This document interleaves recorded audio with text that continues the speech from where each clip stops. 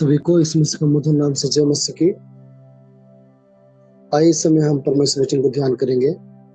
मेरा बीच में आज हिमाचल से पास्टर जी हैं, पास्टर सुबोध पॉल परमेश्वर वचन सुनाएंगे। आइए हम प्रार्थना के साथ परमेश्वर के वचन की ओर से हम लोग जाएंगे। स्वर्ग में विराजमान खुदावंद परमेश्वर पिता, हम धन्यवाद किस चरणों में हाजिर हो पास आ सके, आपसे बातें कर सके, आपका स्तुति कर सके, आपकी महिमा कर सके। यीशु धन्यवाद देते हैं जितने भी जूम आप में जुड़े हैं, भाई बहन प्रत्येक को आप प्रभु आशीषित कीजिए। और प्रभु आज जो वचन आपने रखा है हमारे जीवन के लिए, उसको प्रभु हम ग्रहण कर सके और आपके महिमा कर सके। यीशु को आशीष यीशु के नाम से मांगते हैं पिता। आज हम देखने जाएंगे लूका लिखित सुसमाचार, उसका पहला अध्याय 26 से लेके 38 तक हमें देखने के लिए जाएंगे। यहाँ एक आश्चर्यजनक विषय है जो कि मरियम के द्वारा, जब हम देखते हैं लूका पहला अध्याय उसका 26 से 38, यहाँ लिखा है, 6वें महीने में परमेश्वर की ओर से जिब्राइल स्वर्गदूत गलील के नासरत नगर में एक कुंवारी के पास भेजा गया जिसके मंगनी यूसुफ नाम दाऊद के घराने में के एक पुरुष से हुई थी और उस कुंवारी का नाम मरियम था। मेरे प्यारो, आज बहुत अच्छे गुड न्यूज संवाद लेके जिब्राइल दूतों ने मरियम के पास, जो कि हम देखते हैं ये प्रभु के अनुग्रह, परमेश्वर के अनुग्रह मरियम के ऊपर हुआ है। और तब जिब्राइल स्वर्गदूत तो गलील के नासरत में जाके एक सुसंवाद दे रहे हैं कि जिसकी मंगनी यूसुफ नाम के दाऊद के घराने के एक कुंवारी से पुरुष से हुआ था और उस कुंवारी का नाम मरियम था। और स्वर्गदूत ने उसके पास भीतर जाकर आनंद और जय तेरी हो जिस पर ईश्वर की अनुग्रह हुआ है, प्रभु तेरे साथ है। इस वचन को मरियम सुनते ही घबरा गई और सोचने लगी ये किस प्रकार अभिवादन है, जिससे कि मैं कोई पुरुष को मैं नहीं जानती। लेकिन स्वर्गदूतों ने उनको भयभीत ना हो और परमेश्वर का अनुग्रह तुझ पर है और देख तू गर्भवती होगी और तेरे एक पुत्र उत्पन्न होगा और उसका नाम यीशु रखना। वो महान होगा और परम प्रधान परमेश्वर को कहलाएगा, पुत्र कहलाएगा। और प्रभु परमेश्वर उसके पिता दाऊद का सिंहासन को उसको देगा और वो याकूब के घराने पर सदा राज्य करेगा और उसके राज्य का अंत ना होगा। ये सारे बातें को मरियम ने सुन के कराए और ये कैसा होगा और किस तरीके का होगा, कई सारी बातें मरियम ने जिब्राइल दूतों से भी बात की। और जिब्राइल दूतों ने पहला विषय जो भयभीत हो गई थी, उनको भयभीत ना हो, क्योंकि परमेश्वर का अनुग्रह आपके ऊपर है और आपके द्वारा एक परमेश्वर का एकलौता पुत्र उनके द्वारा, उनके कोख के द्वारा आएगा। तो ये सारे बातें हमें देखने के लिए मिलता है। मेरे प्यारों, जिस पर ईश्वर की अनुग्रह हुआ है, 1:28 को मैं लेना चाहता हूं। जबकि मरियम को अन्य स्त्रियों की अपेक्षा अधिक अनुग्रह मिला। यीशु की माता चुने जाने पर न्याय नियम के लेखक ये कभी इशारा नहीं करते कि उसकी उपासना करनी चाहिए, उसने प्रार्थना करनी चाहिए, वो उसे विशेष पदवी देनी चाहिए। मरियम हमारे आदर के योग्य है, परंतु केवल उसका पुत्र हमारी उपासना का योग्य है। मैं समझता हूं आप लोग समझ रहे होंगे। उनके कभी भी न्याय नियम का लेखक ये सभी नहीं चाहता है कि ये विषय हमें देखने के लिए नहीं मिला, उसको विशेष पदवी देनी चाहिए, मरियम को आदर करने का योग्य है, परंतु केवल उसका पुत्र हमारा उपासना का योग्य है। पहला विषय हम देखते हैं, ध्यान दे कि मरियम इसलिए चुनी गई कि उससे परमेश्वर का अनुग्रह प्राप्त हुआ। अगर देखेंगे उत्पत्ति 6:8 में वहां मिलता है, उसकी दीनता, वो ईश्वरीय जीवन परमेश्वर को इतना भाया कि उसने उसे इस महत्वपूर्ण कार्य के लिए वो चुन लिया। हम खोलेंगे दूसरा तिमोथी उसका 2:21 वचन। यदि कोई अपने आप को इनसे शुद्ध करेगा तो वो आदर का बर्तन और पवित्र ठहरेगा और स्वामी के काम आएगा और हर भले काम के लिए तैयार होगा। मेरे प्यारो, यहाँ हमें ध्यान देने का योग्य है कि अगर मरियम का पवित्रता और उनके सारे विषय देख के उनको चुना, क्योंकि उनका जीवन में पवित्रता और आदर का योग्य और क्या है ना भले काम करने के लिए, तो इसलिए परमेश्वर का अनुग्रह उसके ऊपर हुआ। और दूसरा विषय हम देखते हैं, मरियम की आशीष ना केवल उसके लिए बड़े आनंद को लाई, पर उसके साथ बहुत पीड़ा वो दर्द भी लाई, क्योंकि उसका पुत्र त्यागा, वो क्रूस पर चढ़ाया जाएगा। इस संसार में परमेश्वर को बुलाहट में आशीष वो पीड़ा, आनंद वो दुख, सफलताएं और विफलताएं सर्वदा सम्मिलित होंगे। यहाँ हमें देखने का योग्य है, मरियम ने ऐसा कौन सा माता है जो कि उनको कहा जाएगा कि आपको एक बेटा होगा और वो बेटा क्या है और इसी परिस्थिति होके गुजरेगा और लास्ट में उसको मारा जाएगा, पीटा जाएगा और सबके लिए क्या होगा ना एक उद्धार का कारण बनेगा।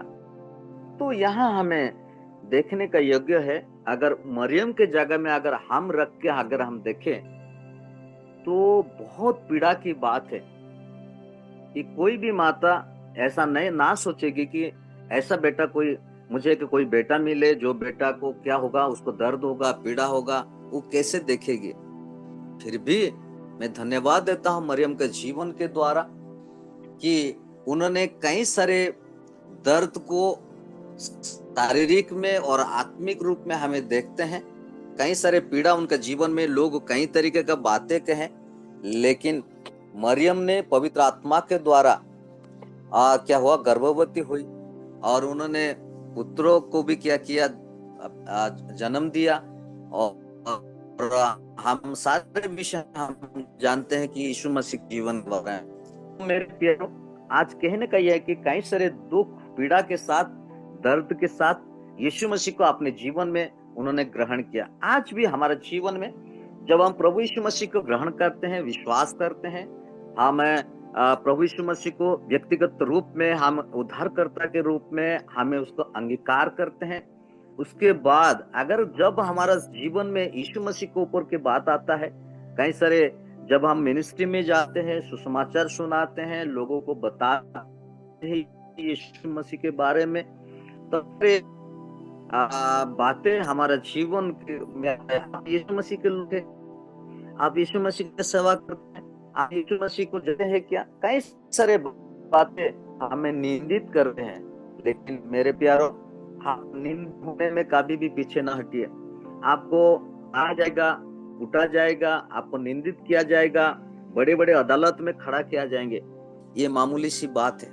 मेरे प्यारो, जब हम प्रभु यीशु मसीह को व्यक्तिगत रूप से हम ग्रहण करते हैं, उसकी उपासना, उसकी आराधना हम करते हैं और उनके सुसमाचार को लेके जगह जगह में हम हैं, तो ये सबसे प्रभु उनके जीवन के द्वारा कई सारे बड़े महत्वपूर्ण कार्य को ये जगत के माध्यम से किया है। इसलिए मैं प्रभु को धन्यवाद हो कि हम भी कभी भी पीछे ना हटे। कई सारे कष्ट आ सकता है, दुख आ सकते हैं, पीड़ा आ सकता है, आप लोगों को तरह तरह के बातें बोल सकते, लेकिन मरियम की तरह कई सारे बातों को भी हमारा जीवन में, हमें दर्द को, वो पीड़ा को महसूस करके हम सेवा को हमें आगे ले जाना जरूरी है। तो प्रभु ये वचन के द्वारा आशीष दे। आगे हम देखेंगे कि एक व्यक्ति है हम देखेंगे जॉर्ज विशार्ड। जॉर्ज विशार्ड के बारे में हम देखेंगे कि प्रारंभिक जीवन का और बुलाहट, जो एक मिशनरी है, प्रभु के लिए अपना प्राण दिया है किस तरीका से, उसके बारे में आज हम क्या करेंगे, देखेंगे। 1513 में स्कॉटलैंड में ये जन्म हुआ और बिशर ने एबरडीन विश्वविद्यालय में उन्होंने क्या किया, कैम्ब्रिज कॉलेज में उन्होंने विश्वविद्यालय में उन्होंने पढ़ाई किया, इंग्लैंड में अध्ययन किया और सुधार शिक्षा से गहराई से प्रभावित हुआ, विशेष रूप से मार्टिन लूथर और जॉन कैल्विन के काम के द्वारा और धार्मिक अनुष्ठानों के बजाय मसीह विश्वास में मुक्ति पर जोर देते हुए सुसमाचार का उपदेशक बन गया। हम देखते हैं जॉर्ज विशार्ड 16वीं शताब्दी में जब घातक प्लेग स्कॉटलैंड में आया तो वो टेंडी शहर को उन्होंने क्या किया ना, बहुत सारे लोगों को प्लेग में मारा गए। तो मरने के रोने का जो आवाज सुन के उनका दिल को बहुत चोट आई और इंजिलवादी के जॉर्ज विशार्ड ने उन्होंने एक विचार किया, वो बोझ को अपने जीवन में लिया और ये सोचा क्या ये आत्मा भी स्वर्ग तक नहीं पहुंचे। तो उनके जीवन में एक सोच आया, एक चैलेंज आया कि ये लोग सच में, ये लोग जितने लोग मर रहे हैं सच में ये लोग स्वर्ग जा पाएंगे कि नहीं। तो ये करुणा के साथ वो चले गए और टेंडी के पास पहुंचे और प्रायश्चित के प्रार्थना करते हुए और पीड़ितों को सुसमाचार प्रचार करते हुए और इस संदेश को कई लोगों तक को पहुंचाए, सुसमाचार को सुनाया और दृढ़ विश्वास को दिलाया और जिससे हार्दिक पश्चाताप के द्वारा, चमत्कारी हीलिंग के द्वारा और आशा से भरी शांतिपूर्ण मौतें भी कई लोगों का हुआ। तो यहाँ हालांकि उनके जो कड़ी जो बोल्ड होके जो उपदेशक को धार्मिकता के बारे में कई सारे विषय को उन्होंने क्या किया, वो प्रचार किया, जिन्होंने उसे कई सारे लोग उसको मारने के लिए भी साजिश रचा और लिखा है कि पूरी तरह से 60 लोग उनको मारने के इंतजार में थे, लेकिन पवित्र ना विफल कर दिया उन लोगों को जो मारने की योजना, जो 60 लोग हैं वो इनकार नहीं किया, फिर भी उसके विश्वास में अटूट रहा और मौत की सजा सुनाई गई और उसे सल्फर के भारी वेरियों के साथ उसको क्या किया, तोला गया और दांव पर जलाए जाने के पहले, उनको जलाने से पहले अपने उत्पीड़ियों जितने लोग तो उनको जितने लोग उसको मारने के लिए जा रहे थे उनके लिए वो माफी मांगा परमेश्वर से और रोने लगा कि प्रभु ये लोग जो कर रहे हैं उसके लिए इनको माफ करो। और उनके कांपते हुए घुटनों में वजन के नीचे उन्होंने एक रास्ता दिया और लेकिन उनके आत्मा मसीह से जाके चिपक गया। तो मेरे प्यारो, वो परमेश्वर के लिए शहीद हुए, लोगों के लिए, सुसमाचार के लिए, उनके साथ जो बोझ था। और हम देखते हैं जॉर्ज विशार्ड उनका जो बोझ के साथ और परमेश्वर से प्रार्थना किया और जितने भी जो स्कॉटलैंड में जो शहर में जो प्लेग आया वो लोगों के द्वारा उनका जीवन में एक चैलेंज आया कि ये जितने भी लोग मर रहे हैं ये लोग क्या स्वर्ग जा पाएंगे। मेरे प्यारो, आज हमारे जीवन में भी एक सोच होना है, जो हम प्रभु की सेवा के लिए हम खड़े हैं जगह जगह में, अलग अलग राज्यों में, तो प्रभु हमें भी सामर्थ्य दे, ताकत दे। सो गए वो लोगों ने सुसमाचार को जानते नहीं है, विश्वास नहीं के लिए वो लोगों के लिए हम जगह जगह में हम सुसमाचार दे सके और प्रभु में वो लोगों को ले आ सके, ऐसे चैलेंज हमारे जीवन में प्रभु दे। और हम देखते हैं यहाँ परमेश्वर के जो दास हम देखते हैं जो जॉर्ज विशार्ड के जीवन के द्वारा दूसरा तिमोथी उसका 4:7 में लिखा है कि मैं अच्छी लड़ चुका हूं, मैंने अपने दौड़ पूरी कर ली है, मैंने विश्वास की रखवाली की है। सच में हम देखते हैं पौलुस के द्वारा ये वचन जब हम देखते हैं कि उन्होंने जो कार्य करना था पौलुस के जीवन में, उन्हें हर जगह में सुसमाचार फैलाया था और जगह जगह में कलीसिया को खड़ा किया और अपने जो कार्य को उन्होंने जो लक्ष्य था वो लक्ष्य को पूरा किया। तो जज रिचार्ड का जीवन में हम देखें कि उनका जीवन में भी प्रभु क्या किया, जो बोझ के साथ उन्होंने सुसमाचार जगह जगह में फैलाना, लोगों को मनफिर होके प्रभु में लाना था, उन्होंने भी वो कार्य को पूरा करके वो अपने प्रभु के पास वो क्या किया,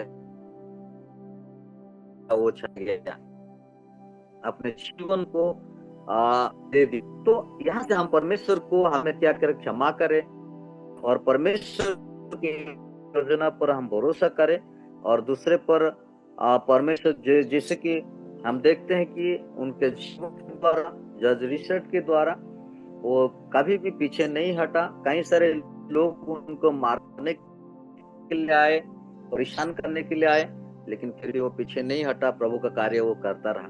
तो आज हमें जज रिचर्ड के जीवन के लिए धन्यवाद। उन्होंने आपके सत्य को वो निडर होकर वो प्रचार किया और विश्वास में दूसरे को सलाह देने में, दूसरे को प्रोत्साहन करने में, कठिनाई के समय में भी हम क्या करें, परमेश्वर को भरोसा कर मांगे और जरूर परमेश्वर हमें क्या मदद करेगा। तो आज हम दो विषय था कि मरियम के जीवन में अनुग्रह हुआ है, वो कभी भी जो कष्ट, दुख, परेशानी उसका जीवन में आया है, कभी भी मरियम पीछे नहीं हटी और परमेश्वर की इतने बड़े कार्य के लिए वो कभी भी वो अपने आप को डेडिकेट किया और उनके द्वारा आज प्रभु यीशु मसीह पृथ्वी पर आया। वो उन्होंने हमारे लिए मारा गया, गाड़ा गया और तीसरे दिन जी उठा और पुनरुत्थित होके वो स्वर्ग राज्य में गए, वो अभी दोबारा आने वाले हैं। मेरे प्यारो, हमारे जीवन में कभी भी हम पीछे ना हटे, प्रभु यीशु मसीह को हम एक बोल्ड होके और उनके सुसमाचार को लेके हम जगह जगह में जाना है और जगह जगह में लोगों को सुसमाचार सुनाना है और प्रभु में लाना है, ताकि कई सारे लोग बिना सुसमाचार सुन के कहीं लोग मर जाते हैं और ये संसार से चले जाते हैं। उससे पहले हमारा एक जिम्मेवारी है कि हम सुसमाचार को लेके प्रभु के राज्य के लिए हमें कष्ट उठाना है, दुख उठाना है, परेशानी उठाना है और उसके राज्य के बढ़ोतरी के लिए हमें एक दायित्वपूर्ण होकर सेवा को आगे लेके जाना है। प्रभु छोटे से वचन में हम सभी को आशीष दे। ये समय मैं ब्रदर मनोज को मैं देना चाहता हूँ। थैंक यू पास्टर जी। आइए हम प्रार्थना करेंगे। हमारे बीच में कोई प्रार्थना कीजिएगा आज का दिन के लिए और जितने भी जूम मीटिंग में जुड़े हैं सभी। आइए हम प्रार्थना करेंगे। मंगल में परमेश्वर पिता, मैंने समर तुमको धन्यवाद देउछु। स्वर्गस्थ पिता, आम प्रत्येक को तुम्हें दया अनुग्रह आशीर्वाद प्रदान कल, कुशल भाव में गोटे दिन को क्षपण करने साहाय्य कल। आओ परमेश्वर पिता, रात्रि कुशल भाव क्षपण कर पुणी एक नूतन दिन पदार्पण करने सहित तुम दास मुखर परमेश्वर पिता जो सुंदर वाक्य मो जीवन में प्रभात तुम्हें प्रदान कल, आम तुमको धन्यवाद देउछु। जेपरी परमेश्वर पिता आमर दैनंदिन जीवन में आम आध्यात्मिक जीवन में आम बलिष्ठ हो पार, अनेक दुख क्लेश एवं अनेक दुर्दशा, अनेक विषय जहाँकि आम जीवन में सेवा कार्य जीवन दुखर कारण होता है, जहाँकि आम पछकू पार एक प्रकार। किंतु परमेश्वर से समस्त समय आम जपरिक साहसर सहित धैर्यर सहित तुम निमंते आ तुमरी गौरव सकाशे आम वृद्धि पारू, बढ़ाक पारू, अनेक लोक को तुमरी मार्ग में आम आने पारू। से अनुग्रह से आशीर्वाद प्रदान कर। इस समय को जुमरे उपस्थित आम प्रत्येक को आज दिन को हस्त समर्पण कर प्रार्थना मधुर ख्रीष्ट नाम मागुछि। आमीन।